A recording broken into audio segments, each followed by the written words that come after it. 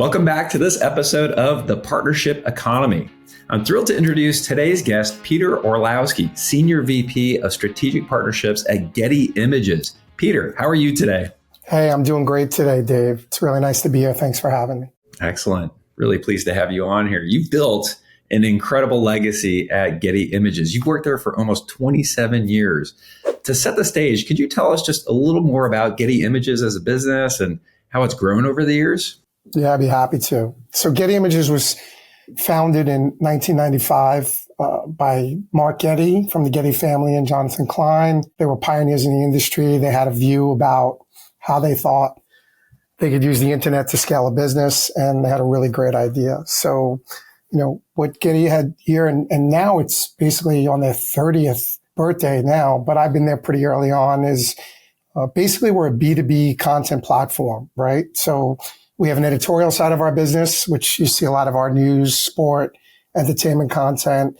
Obviously, being a busy year with an Olympics and election, we've been quite busy with that side of it. And then we also have a creative side where you think about corporations and advertising agencies using content for businesses to promote and advertise and market their companies, right? Most people call it stock. We tend to call and lean in on pre-shot. We do stills there, and we do video. So those are the two areas. And we also do some assignment work where people can hire us. And we have a couple other services, and we can talk about that through that. Obviously, we're helping partners with tool. We've leaned into the AI space a lot. And it's been really, really exciting. The business has obviously changed. And I think for us, being able to keep up with that change over the time periods is the reason we're still around today.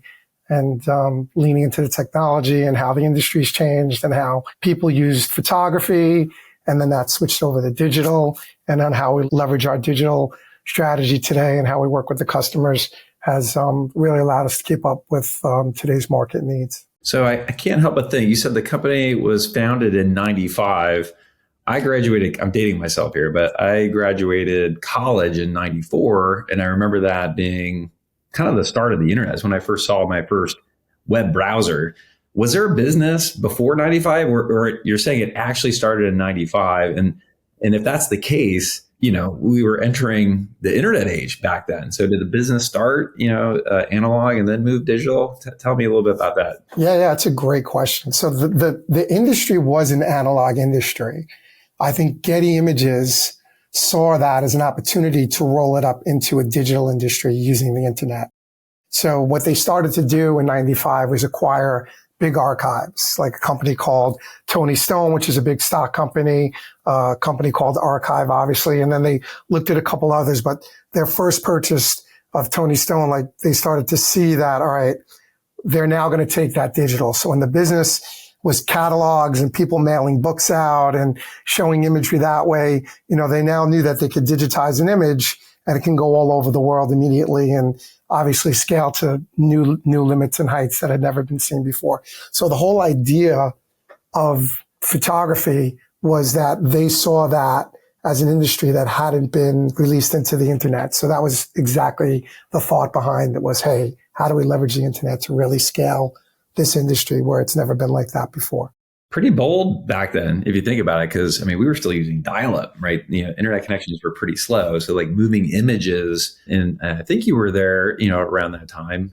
Was there a mix of analog plus digital to kind of get the business going, or was it only digital right from the get-go? Yeah. So dating myself, I started with the sports target that became the acquisition for Getty Images called All Sport. That was in 1994. I graduated college in 1990, so just a couple of years ahead of you, and out there running around. And I think, as what started to happen was before the internet was sort of like software that actually allowed you to take digital imagery and start to transmit it. So you can move it, from pipe to pipe, but it wasn't necessarily all on the internet. So people actually had to have that or some version of the software. So we started with that. So you knew where this was able to go and what the opportunity was. And, I remember people thinking about even in the sports world, meeting with companies like CBS Sportsline, which is cbssports.com now.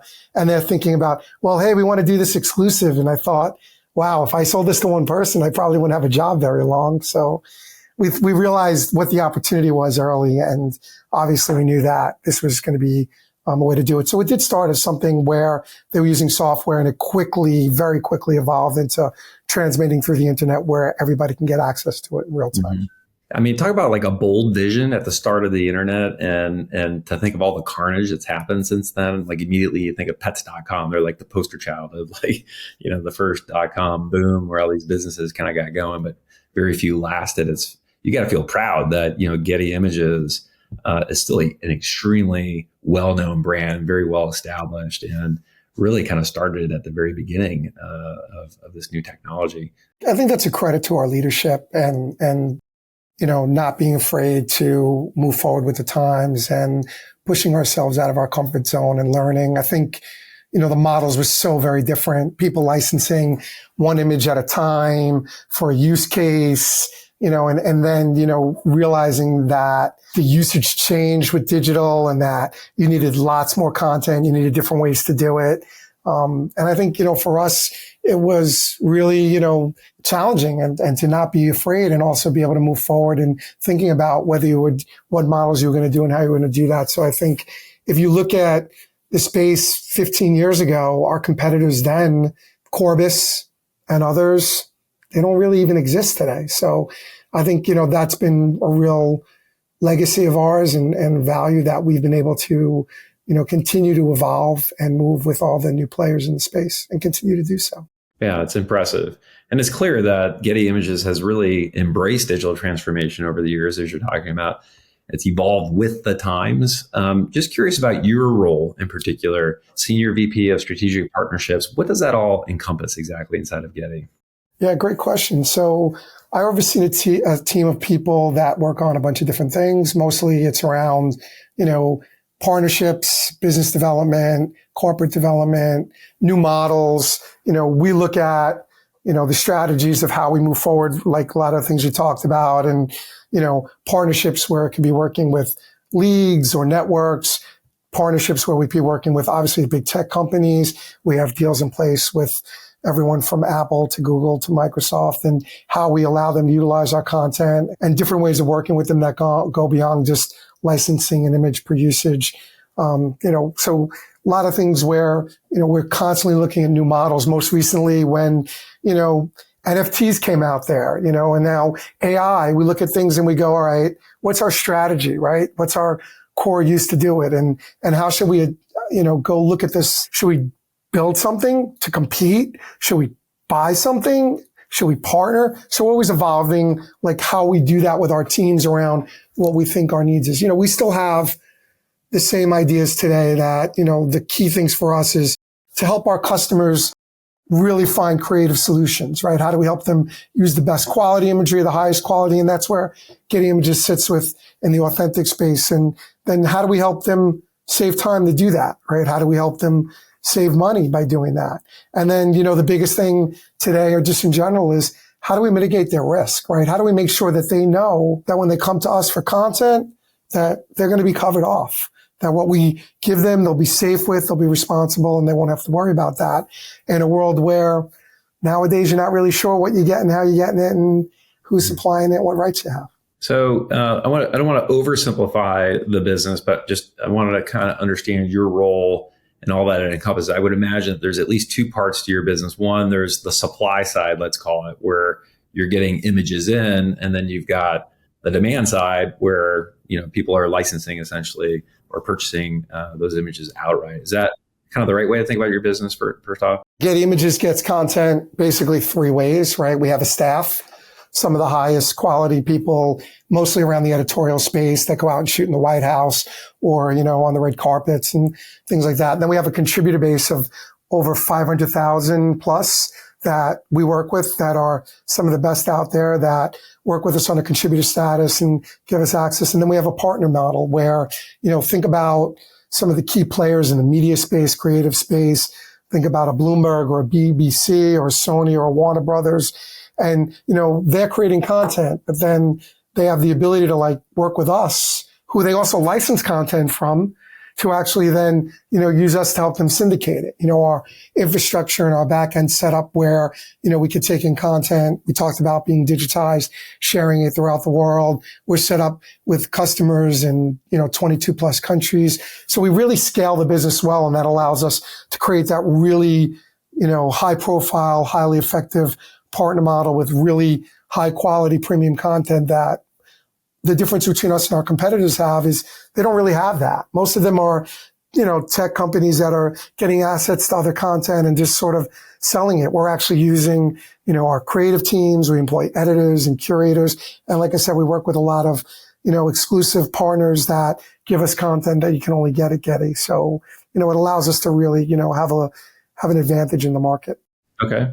I just got to ask a question here as a bit of an amateur photographer myself, mostly just for family type stuff. But if I were to shoot, let's say we go on a vacation and I take 1,000 pictures, I might use 100 in like a family album, but there's another 100 to 200 that are awesome. I'm just not using them. Is that one way to think about, at least some of the ways in which your suppliers think? Like they might be exclusive on a certain assignment, and those are licensed to the original contract, but there's more supply that they can monetize, and you guys are providing an outlet for that? Yeah, I think it's a possibility. So we have, 3 companies now that actually work with all of the content and the distribution. We have Unsplash, which was originally a free model where there was highly, like you said, people that were, shooting for fun or actually really good, or just want to do it as a hobby, or just saw it as a really good place for them to be a part of. And that was one place where people would go, and that was a good content. And I would say someone like that who might be out there shooting,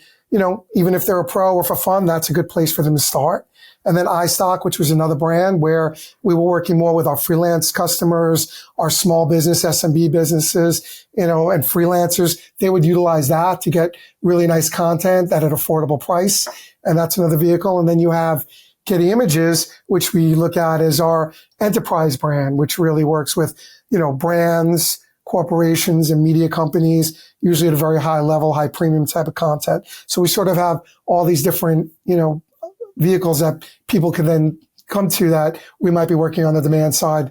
And obviously on the sales side, we have different customer bases that use those to help them. And it's a nice funnel that allows us to move customers up too as their businesses or usage change, but it also allows us to really lean in to help all the different people out there that need content. Yeah, gotcha. And personally, I'm a huge fan of Unsplash. Anytime I do a LinkedIn post, for example, I'm looking for an image because I want to give proper credit to the creator. Essentially, that's my go-to spot. Grab an image, grab the crediting, and post it. No, it's been great. I mean, Unsplash has such a great following, and people really love that. And I think what's even been great as, Getty acquired that and has worked with the Unsplash team is some of that stuff has been so good. We've actually created a business there called Unsplash Plus. And the plus there is, it's the same quality content that people have been posting, really different, unique. But now what we do is we actually stand behind it. So if people want to pay a little bit for a subscription to that, they actually get indemnification. It gives them even more safety. So they actually love that, and the price point works for them. So we've really been able to leverage that platform and, grow that as well. And it's been going super well. So it sounds like you've got a strong focus on B2B, biz dev types of partnerships. Could you walk through an example or two of one of these partnerships, either on the supply or the demand side? Yeah, sure. So maybe talking in more of a traditional partnership that we might do today, Getty Images obviously can work with partners in a way where they might have a business or tool set or a customer base that needs content as part of that service, maybe not the primary service. Example of that is, maybe Squarespace, where people will go there if they want to build websites or they want to use other services as well to help promote their business, right? And Squarespace is really great at what they do and how they deliver it and how they help their customer base. But they don't really necessarily have access to a repository of imagery that's as high quality as we do, or the rights that we have, or the ability to help them. So what we can do is partner up with a company like that to help them add value. Then when people are coming to build websites, it's sort of, they just plug back in through our API. Their customers get access to, hundreds of millions of images that they could potentially license. And now they can go out and help them have, the ability to partner with what they're doing and create beautiful websites where they're using their tools, they're using the services that they have, but we also can help them really enhance that. And it's not even just with the product. It could be with pricing offerings where sometimes they might want to give away a basic package and they give part of our collection in there, and then they want to upsell them to be in a position to charge them more money for a premium account. And we can help them, use levers of giving them different access to content at Getty, where now they can help take, one customer and move them up the ladder to another customer. So those are the type of ways we do that. And, most of those deals tend to be bespoke, but there's a lot of ways we can run that model. They can be thought of as, licensing where they might pay us per image, Squarespace, and they might go out and market it to their customers. We might do a rev share where, depending on how they sell it and go to market, we might be included in that. So there's a lot of different ways that we do things with customers like that, where they're really acquiring the customer. We're not channel conflict where people come to Getty and want to go in and get the imagery. They're going there because they want to build a website. And us being in that place to help them allows it to be a really good partnership because we're helping them really turbocharge that piece that helps them add content to their core service. So those deals really work well. Yeah, I think that makes sense. I mean, anywhere where you're designing something, whether it's, any kind of creative design or the enterprise or even local, or building a website, I can guess at what some of those partners might be. Do you have any examples that you want to toss out there if people wanted a kind of an idea where you can see this Getty partnership in the wild? Yeah, I mean, we have a lot of partnerships in the wild where we work with Canva. So everybody that's going to Canva to use, their tools and services, Getty's a really close partner where you're going in and accessing our tools and our content to be a part of that.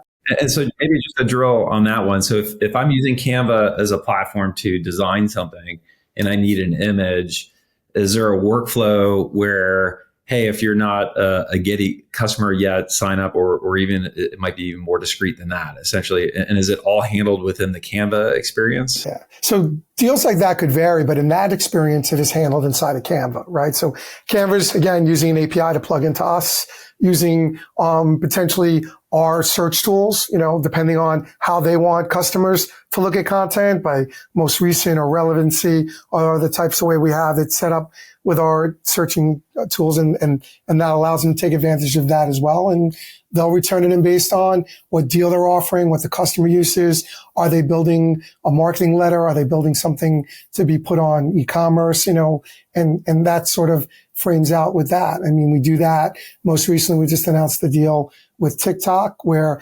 if you're a partner of TikTok and you want to go in and create an ad inside of there and you're using their tool set, but you need a piece of content that could help you talk about business people or families having fun on the beach, you can access an image connected as part of that. It's cleared, it's model released, that allows them to seamlessly go right out and create that ad based on what they need. So that's another version of where we might be doing partnerships. How is payment made to Getty for licensing that image? If you're within Canva doing that design thing, you're selecting a Getty image, what is that customer relationship like? Yeah, so those customers are staying within the platform they're working for.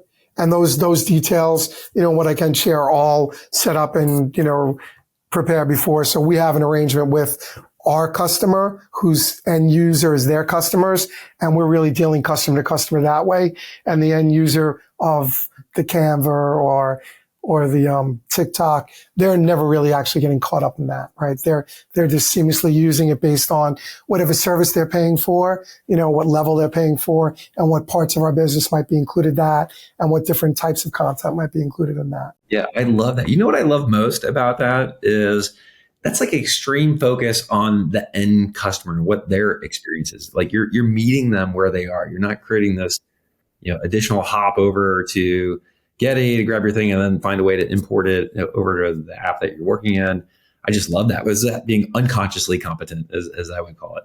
I think, again, like what I mentioned a little earlier, I think what we realized was, look, there's a core customer that likes to come to Unsplash, iStock, or Getty and come use their content. And then there are a lot of businesses that are putting together where the customers have their needs, right? And we are part of a service that sits along with that. So we sort of say that there's a platform strategy and then there's an off-platform strategy. And a lot of those partnerships can sit on that, and we can create models that work really well because we're not competing with our end customer. we're helping their end user and customer by adding value for them. And to your point, keeping it by not adding any complexity, keeping very simple the city model, and also adding a lot of value because of the rights and licenses that we provide so that they feel very comfortable that their customers not going to have to worry.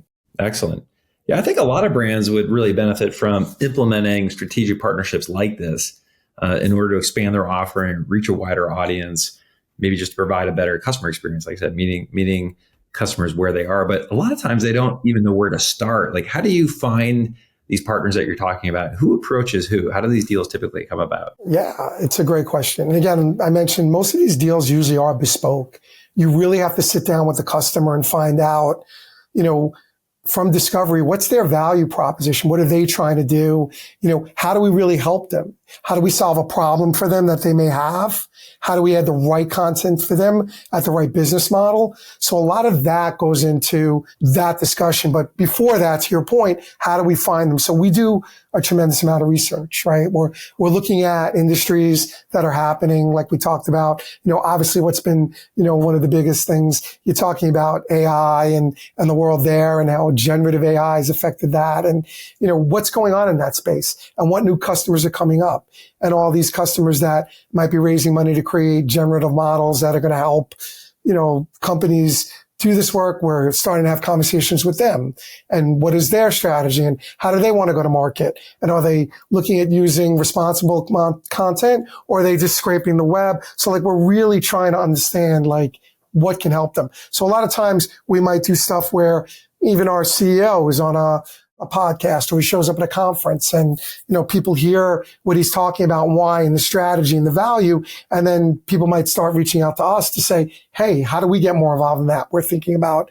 doing things that way. So that's one way that we do that. But a lot of it will also come from, I have a team of 40 that do a lot of these different things. And we're out there talking about, how do we do a deal with a company? And are there other companies like that? Because we figured out a way to unlock value that we can do others, whether it's like you said, when you're creating video and using video technology and people are trying to figure that out, does content fit out in more than just one video content creation tool? Are there more than one website providers that we can work with? And are we going to work with them differently based on who wants to spend money to do something different than the other, what their go-to-market strategy is? So there's a lot of ways we think about that and how to replicate a lot of deals. But I think we're out there really trying to be aggressively looking for ways. But even when you find those customers, it's really important to make sure you're finding a win-win. Really, are we going to help them be successful? Are we going to help them get more customers? Are we going to help them keep their customers? Are we going to do it at a price that works for them? And is it going to work for us as well, right? Are we not undercutting ourselves too much? Are we not creating a channel conflict? And are we doing it in a way where we both get value from it? I'm a big believer in, we both need to have something on the table to eat, right? And to do really fair deals. So I think that's really important when we look at those opportunities. Yeah, I was going to ask you about, the selection criteria, things that you screen for. I think you just checked every one of those boxes. And I have to imagine with a team of 40, I think you said, running partnerships, biz dev, I would imagine it's mostly you doing the outreach, identifying a potential partner and kind of working that in, or is it mixed? Yeah, I think it's definitely not me alone because I think it would be really hard to scale a business if, I was the one person out there trying to make deals and then bringing in other people. I would say we have a very core focus on what people are doing. Some people right now are spending a lot of time on data licensing deals in the AI space.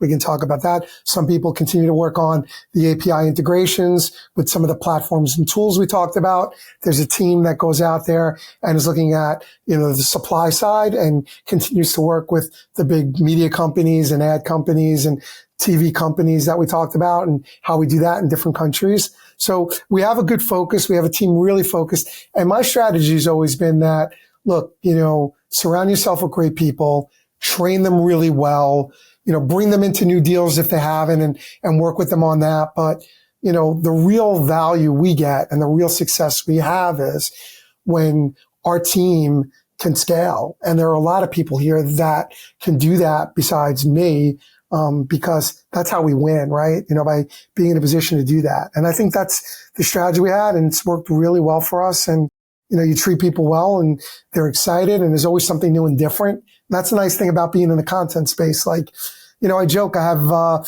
not so young kids anymore, but, when Snap came out, I knew about them before they did. When, this company came out, because they all needed content and we were always early in the conversations with these companies. And it's just, really pushing yourself, like I said, to learn new things.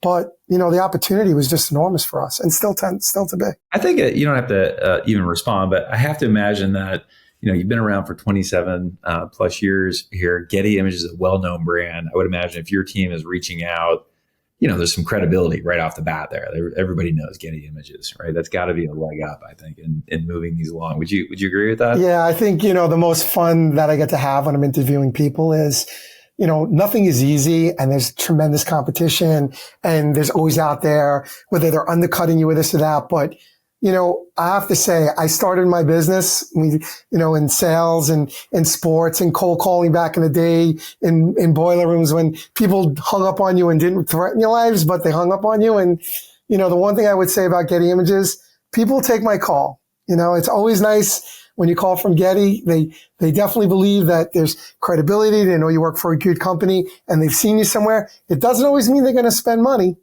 but they'll take your call. And that's a great opportunity, because then if you're in, it's up to you to be good at what you do and learn how. But, not getting a lot of doors slammed and getting yelled at. So that's a lot of fun to be able to pitch the new opportunities when people want to join us. Yeah. It's okay to be invited to the dance floor, but you better dance, sort of thing. 100%. And I know this varies, but what does the commercial arrangement typically look like in these partnership deals that you're talking about? What factors do you have to consider as well? On the commercial side, I think we do things a couple different ways. And what I will share is it's sort of what works, right? Like, we could charge a license fee, right? And depending on what people want to use for that. And if they know that they want to have a fixed cost, but they're willing to pay the fair value, there's no problem with that. But if people are out there and they want to win and share together and we want to be in it and we put a revenue share together, because as they grow and they're successful, we'll continue to do that. We have no problem taking, our chances and being a part of a customer journey like that. I think there's a lot of value in that. I think we can be really good partners. We can be really helpful. And I think we can both, learn and agree and have success shared together. So, we have no problem doing things like that. I think it really matters to, what makes most sense and how to work it. But, we're always open. Yeah, it seems like, the benefit and the cost is different for different parties. Like I would imagine with some of the partnerships that you have, maybe all they really care about is just providing a better customer experience for the people that are using their service, and they care less about what they're having to pay you, let's say, for a new customer. I have to imagine there's some people, some partners that you have that are like that. And so to your point, you mentioned bespoke. It's about getting in there and I would imagine and trying to have understand fit, and then kind of structure, the commercial arrangement accordingly. No, it's great. So what I would say is this, like we might work with multiple different companies in the same space. They're never the same deal. They're just not, because, to your point, some people, an image may be good enough. So for them, they might get access to something that helps them in a certain way. And then others want certain different types of use cases and higher value content. Some people might want to clear rights that they have to go through, and that's a different thing, editorial versus creative, video and stills. We have exclusive content as well as non-exclusive. So we really try to figure out, what's the right thing. And we don't treat partners that really will, spend money and time and commit and just blow their value by doing something the same and letting someone have access to the same thing if it doesn't make sense. And like I said, we can also go out and work with them and shoot content. So we really try to figure out, how to do that and make it beneficial. And, you do partnerships all the time, and as well as I do, when you cut a deal in 6 to 12 months, it's never the same as when you talked about it. Things evolve, things change. The business grows like a rocket, or it doesn't, and you have to change it. So just when you start that deal, that's really just the beginning of it. It's never really where, hey, we did this, let's go on and find the next one. It's really about where you're going to go from there and how you're going to continue to help both parties build and work on that. Mm-hmm. So along those lines, are there any pitfalls or any mistakes that you would kind of call out for the audience to be aware of typically in these types of deals? Yeah. I think you can't focus on, what's best for you. If you go in there, just try to sell something to make money, you're going to fail. Like if you're generally not in there thinking about like what the customer's really trying to do and really doing the research around how you can really benefit them, then the likelihood is the partnership's not going to work out. I think that continues to be like the biggest one that I see. So we really try to work on that and making sure that we're looking at the right solutions right out of the gate. Doesn't always happen, but you tend to find you're more successful when you're doing that thoughtfully. Yeah, I think it's a great call out. And for me, I mean, that's really why I like that term partnership and partnerships so much, is that it kind of indicates a two-way sort of value sort of thing. It's not a one-way value. And I think that's the point that you're underscoring there. Before I kind of switch gears, I do want to kind of dive into a little bit of your own personal career journey. But one interesting call out, just to kind of maybe just demonstrate like how complex this partnership economy is. So you mentioned Canva as an example for Getty, where if you're inside of Canva, you need a design element. You can kind of get that from Getty through Canva. But I was also that example reminds me of a podcast conversation that I had a couple of years ago now. I think it was Canva and HubSpot. And so if you're in just like if you're in Canva and you need Getty, if you're in HubSpot and you need a design element, you can basically become a Canva customer and do your design element all within HubSpot. And so that just shows how all these things are linked, right? So you could be in HubSpot, use Canva, which could then also pull in Getty. That's just how dynamic this ecosystem can be. I just love it. And we have those conversations all the time with the HubSpots and the constant contacts, and they might have access to one thing that might be a little different than what someone else has. So it really could vary on, what ultimately that customer base is using. But yeah, sometimes it does get to that point where a lot of players we're working with are integrated in some ways or form. Oh, well. Yeah, it's fascinating. All right. I wanted to switch gears and discuss a little bit about your career journey. Top tips for growing within an organization, especially considering the tenure that you've had here at Getty. I think a lot of people listening in here on the Partnership Economy podcast just find these insights incredibly valuable. These guys are typically looking to level up, take next steps in their careers. And I think you'd be a great person to just kind of learn from here. Could you start by just maybe just describing a little bit about your career path before and at Getty? Yeah, no, that's great. So I was an athlete in school and I loved to compete in sports and, hadn't really thought much about, what I was really going to be other than, if I was going to be a sports person down the road, which usually very rarely happens. But I think what was fortunate for me is, when my college sports career ended, I knew I wanted to do something in sports. So I started down that path. The only jobs you can get even today, when you're going into sports, is usually a sales job. And back then it was trying to sell tickets or sponsorships. So I sort of got into that. What I've realized is, all those, great things I learned, working with others and teamwork and commitment and never giving up, started to shape the type of person I was. So for me, and I could speak for that, I had that sort of ethic where, I wasn't going to stop. I wasn't going to fail. And, I was always able to build good relationships. And I think that was the beginning of where, I was able to go out and start to build my career, right? And build good contacts and keep in touch with them and work really hard and do the best to learn. And that sort of helped me, get into, from selling sports at Madison Square Garden in the basement, selling tickets and moving on. I got the opportunity we talked about at All Sport to start to help them. They were a young sports photography company and they were taking great photos, but they didn't really have a business group yet. And, it was an opportunity for me to go out there and call on, Nike and Reebok or Coca-Cola or Gatorade. And it was just, a lot of fun. And, I just kept learning. And I think for me, what I would tell people as I kept continuing to develop was, I found people that were there willing to listen to me. Like I asked a million questions. I always wanted to learn. I definitely didn't know a lot. And it's still even today, like every time something new happens, I'm not an expert. Like we talked about, I didn't know anything about NFTs. I didn't know anything about AI, but you have to be confident that you're going to go out there and just ask the questions to learn, right? And dig in and surround yourself with people that can help you, but just be fearless in a way that, you're going to do whatever you can to learn that. And if you can, that, it's a great way to continue to, build your career. I think, again, for me along the way, for me personally, I haven't done the same job for more than a couple of years here or there. This one I've actually been doing more of the same role, but it's continuously evolving. But I think when you get those opportunities, I was running sales, and then all of a sudden my CEO said, "Hey, we want you to go into BD." I'm like, "I didn't go to business school. I don't know anything about that." And he's like, "Well, don't worry about it."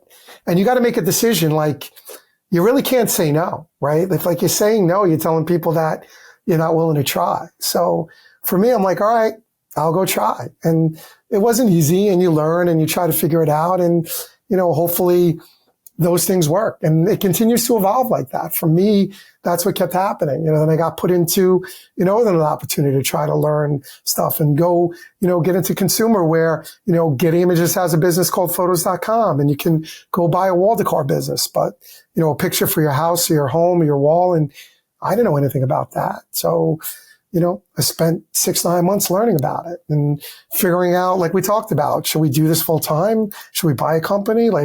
Or we partnered, and we found a good partner that, makes us a decent amount of money and does it well, and off to the next thing. So I think what I would say is, people can follow a dream. I heard somebody say something once, an athlete in Wisconsin I went to my son's graduation. They said, follow your opportunities. And I think that was really, really insightful, right? Because I think that's sort of what happened to me, right? I was following my dream in sports, but, it was time for me to get out of sports really and kind of grow and work with bigger and broader things. And the way to do that was follow my opportunity. So it was another thing that I learned. But I will tell you that, like, listening to people, finding mentorships inside and outside your company, asking a million questions, not being afraid to fail, those were a lot of things that I think have helped me to get where I'm at. And I continually try to use them, because it doesn't matter what level you're on, nothing changed. I still don't know as much as I should, still need help of others, still come to work every day trying to figure things out. Yeah, and just to kind of read it back to you, like the clear message I'm getting, and it resonates with me because I give this advice when I can, especially to people who are earlier in their careers, to take risks. A lot of people, they're comfortable where they're at, they feel like they're doing well, and just like you said, you got challenged with something new. People are afraid to take that responsibility on because, they might fail. And I think what they don't realize is those are the opportunities you should be fighting for, right? Because even if it's slightly successful, right, that's going to, project you, on and on in your career. Right. So what do they say? The definition of insanity is doing the same thing over and over with the same result, right? So with your comment, I think is so true. You got to take some risks. But what I think I've learned from being around really smart people is do some research, get some data, and then take those risks, right? Take them where the risks you feel are calculated enough, like that you believe in what's going to happen and you've done some work to do that, versus just go out there and try anything. But I do think if you don't take risks and you don't change and you don't try new things, then yeah, you're not going to have the success you want. I just got to call out, like, your background in sports is actually something that I personally look for in hiring. I don't care what position it is. I'm looking for people who have played sports, specifically team sports. And what I have found is that those folks tend to excel in teamwork and collaboration, natural leadership skills, even if you weren't the quarterback or the leader of the team, communication in general, all the resilience, handling pressure, adaptability, problem solving, work ethic and discipline, that whole team camaraderie, right? I don't want to let the team down, goal setting, winning, as a team, like networking. I mean, I can kind of keep going. Like, it's just a very strong cultural sort of experience. I think that parlays beautifully into business. You're right. And, again, dating myself, when I first started looking for jobs, they used to actually do that. I don't know if they do that anymore because I don't look at the want ads much these days, but they had, looking for sports minded or sports like professionals, because I think you're right. I think we were all being, inadvertently trained to do that. And I'm sure it's, not just that for sports. I feel like whether you're a musician or you're doing other things, wherever you got a commitment that, and a drive and a work ethic for whatever it is, even if it's music or art. I think those are the type of skill sets that transfer well over to, when you have to go out into the workforce. Excellent. Excellent. All right. Finally, as we wrap up, what trends in the partnerships and digital marketing space in general would you say are top of mind for you right now?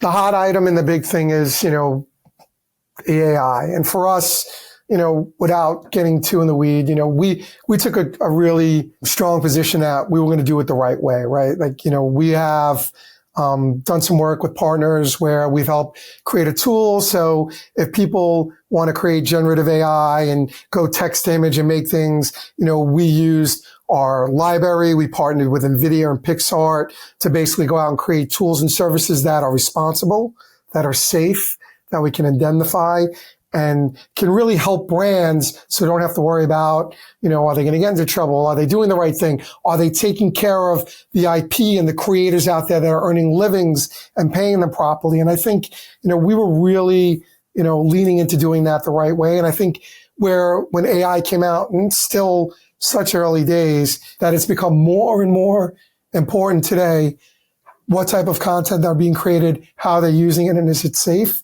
Data licensing has become a really, really huge part of our industry, right? So there are a lot of companies out there that are trying to train models to do different things, everything from generative art, where you can make, text to an image, text to video, but not just that. These large language models, there's multimodals where if you're asking, ChatGPT or any of the models, what can they do and how they return it, they really need data to build whatever they want. So I do see the trend is that if you see all these new companies coming out there, some are getting great love, some aren't, but ultimately, there's an opportunity there where they need content.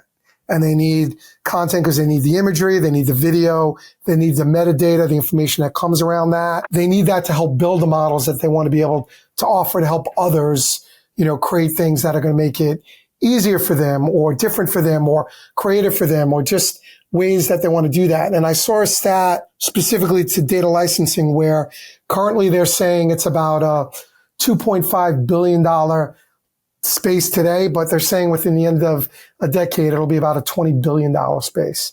So this thing is going to continue to grow, and it's everywhere from media companies licensing their content to big tech players doing that out there, whether it's, OpenAI and things like that. So this is the trend. This is the opportunity today. We're seeing all the data and the metadata and the ability for people to license that and do it, hopefully, we think, in a responsible and safe way.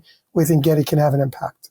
Who would have thought, honestly, I'm just listening to you and I'm just imagining, because we've all had our own experiences with Gen AI and images now.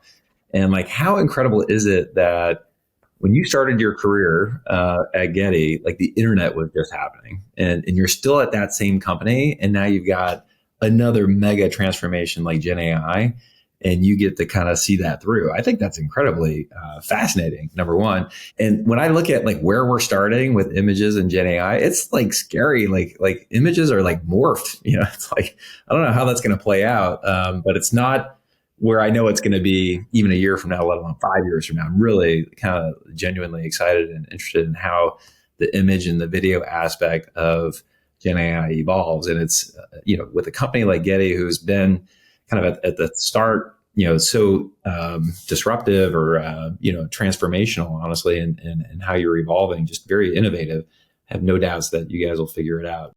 What's great that you just said, and I remember that when I did start with Getty, we were pioneers in the industry, and that was the most exciting thing for me. And I remember saying this is so great. We get to do something no one's ever done before. I'm probably never going to be able to be involved in something like this again. And here we are, right? Like it's happening again, right? And it's happening at a speed that just like nothing ever I've seen before, right? And how fast and how far. And I just think really, really great, like twice in one, at least in my lifetime, to see that. But, I think it's pretty amazing. And I think, it definitely keeps it interesting. And the thing I always tell people, you just got to be fearless, right? And figure it out. But because definitely this time around was like, wow, this is coming fast and I got to figure this out. But, once you do, like, you could see where it's going. All right. Well, thank you, Peter. That's a wrap. Thanks for joining this fantastic episode of the Partnership Economy podcast. And to our listeners, thank you for tuning in. We'll see you next time. Thanks for having me.